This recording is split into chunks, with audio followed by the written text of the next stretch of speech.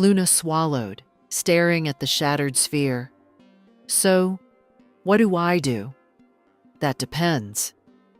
His voice was calm, but there was an edge to it, a sharpness that cut through the air. Each path leads to a different reality. Some will save what's left of this world, some will destroy it, and some will change everything. Luna took a step forward, her gaze locked on his. Why me? Because you're the anomaly, he whispered. The one who shouldn't exist. You're outside the flow of time here, free to make a choice no one else can. The words sent a chill down her spine. That's not possible. Isn't it? He smiled faintly, his expression almost sad. You've felt it, haven't you? The way the timelines bend around you, the way reality shifts. Luna didn't answer. She didn't need to. She'd felt it ever since she'd arrived.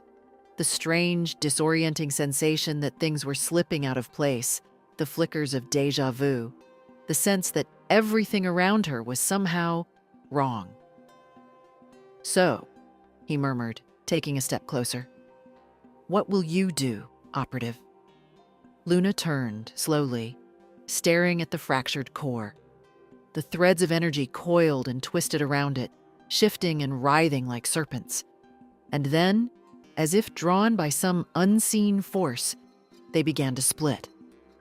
3 tendrils of light, each extending toward a different part of the chamber, each one leading to a different path. The red corridor, the silver corridor, the black corridor. Her pulse quickened, her gaze following the tendrils as they pulsed softly in time with the core. Each path represented a choice, a future. But only one could stabilize the core. Only one could save the observatory. And maybe, just maybe, the world beyond it. Choose, the stranger whispered, his voice low and urgent. Choose and seal the fate of everything. But Luna hesitated, her mind racing. There had to be more to it, some clue, some hint she was missing. She glanced back at the core, watching as the tendrils shimmered and twisted in the darkness. And then she saw it. Tiny fragments of light flickering and dancing around the edges of the sphere. Fragments of time. They were faint, almost invisible, but she could see them now. Tiny glimpses of different realities. Shards of worlds that had already collapsed or hadn't yet come to be. Each one pulsed softly, spinning around the core like the remnants of shattered glass. What? What are they? She breathed. Fragments, the stranger said softly. Leftovers of timelines that didn't survive. Echoes of what could have been. Luna stared at them, her heart pounding. The fragments shifted and twisted, showing brief, disjointed images. Cities crumbling under the weight of their own power, towers gleaming with impossible technology, stars exploding in silent, beautiful destruction. But then, one fragment caught her eye. A tiny shard of light, pulsing faintly at the very edge of the core. She leaned closer, squinting. The image within was blurry, but she could make out a figure, a shadowy shape standing alone in the darkness. A woman. She was familiar. Too familiar. Luna reached out, her fingers brushing against the surface of the shard. And then, in a flash, the image crystallized. It was her. Older, worn, with eyes that seemed to hold the weight of 1,000 lifetimes. She stood alone in the ruins of the observatory, staring up at the shattered remains of the core. No, Luna whispered, jerking her hand back. The shard flickered, the image dissolving into a whirl of light and shadow. But the memory of it lingered, burning in her mind. What? What does it mean? She asked, turning to the stranger. He didn't answer. His gaze was distant, thoughtful, as if he were watching something she couldn't see. And then, slowly, he looked at her, his eyes dark and intense. It means, he murmured, that whatever choice you make here, you'll have to live with it. Luna's chest tightened, her gaze drifting back to the core. The tendrils of light pulsed softly, waiting for her decision. She took a deep breath, her fingers curling into fists. Slowly, she moved toward the red path. The flames flickered ominously, casting long, distorted shadows across the ground. The air around it felt hotter, thicker, vibrating with a strange intensity. What did it represent? A timeline where the core failed early? What would that mean for the rest of the universe? Would choosing it make everything worse? She glanced back at Parallax, searching for answers in his expression, but his face was unreadable. "What will happen if I choose this one?" she asked, her voice strained. He sighed softly, as if the weight of her question were crushing him. "The red path is destruction. But sometimes destruction is necessary. Sometimes you have to tear down the old to make way for the new." Luna turned back to the path, her heart hammering in her chest.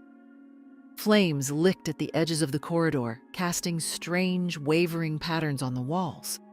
And then she noticed something.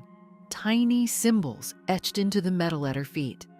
She knelt, brushing away a layer of dust and grime. They were equations. Complex, interlocking formulas, spiraling out from a single point at the base of the corridor. She recognized some of the symbols: velocity, gravitational constant, temporal decay. But others were unfamiliar, twisting into strange, impossible shapes that seemed to defy the very laws of physics. "What is this?" she whispered. "A warning," Parallax said softly. "A reminder that not every path is meant to be taken." Luna swallowed, staring at the equations. They looked like they'd been carved in a hurry, jagged and uneven, as if whoever had written them had been running out of time. But there was something else, too. Something hidden in the patterns. A riddle. Her breath caught. Was it a clue? Something left behind by someone else who had stood here, faced with the same impossible choice? She reached out, tracing the lines of the equation with her fingertips. "Time is velocity over intention," she murmured, reading one of the lines aloud. "Intent shapes the flow. The observer defines the—" She stopped, heart racing. The observer. Was it talking about her? "What does it mean?" she whispered, glancing up at Parallax. But his gaze was distant, his expression pained. "It means," he said softly, "that this decision is yours and yours alone." She straightened slowly, her gaze drifting back to the 3 corridors. The flames of the red path twisted and writhed, the silver path shimmered like a dream, and the black path was empty, waiting. Each one was a choice, a future, a sacrifice. Luna took a deep breath, steeling herself. Then she stepped forward, toward the flames. The world twisted, light and shadow swirling around her, and the last thing she heard was Parallax's voice, soft and mournful. "May you find your way back." And there she went. Luna took a deep breath, steeling herself as she stepped toward the red path. The air around her shimmered, the flames licking at the edges of the corridor, casting long shadows that twisted and writhed. Just as she crossed the threshold, the world around her fractured, light and heat blurring into a maelstrom of color and sound. The ground fell away beneath her feet, and for a heartbeat, everything went silent.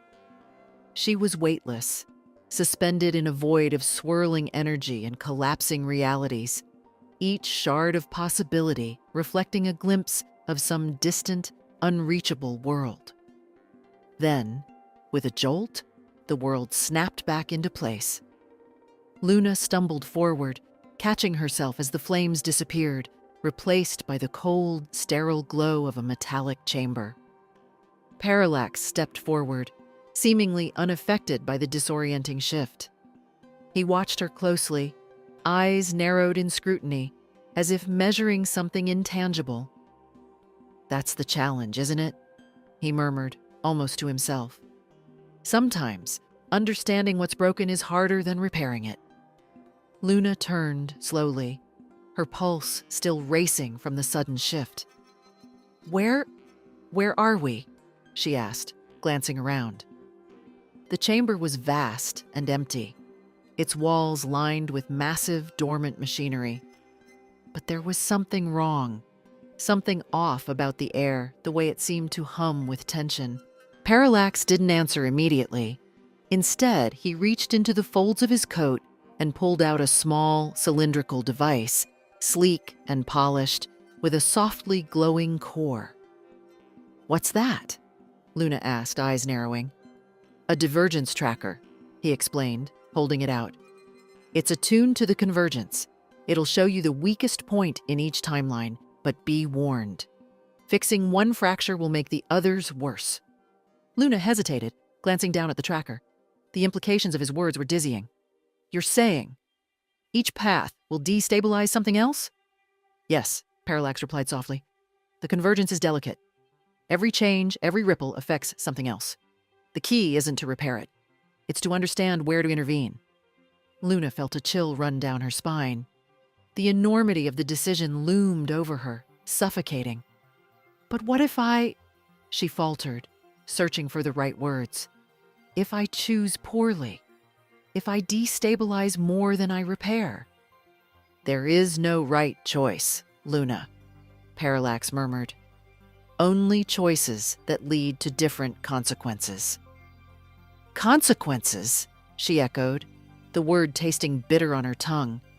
This wasn't about finding the perfect solution. It was about minimizing damage, choosing the path that would leave the least destruction in its wake. And yet, if each path led to its own collapse, then what was she really saving? Slowly, she turned back to the paths.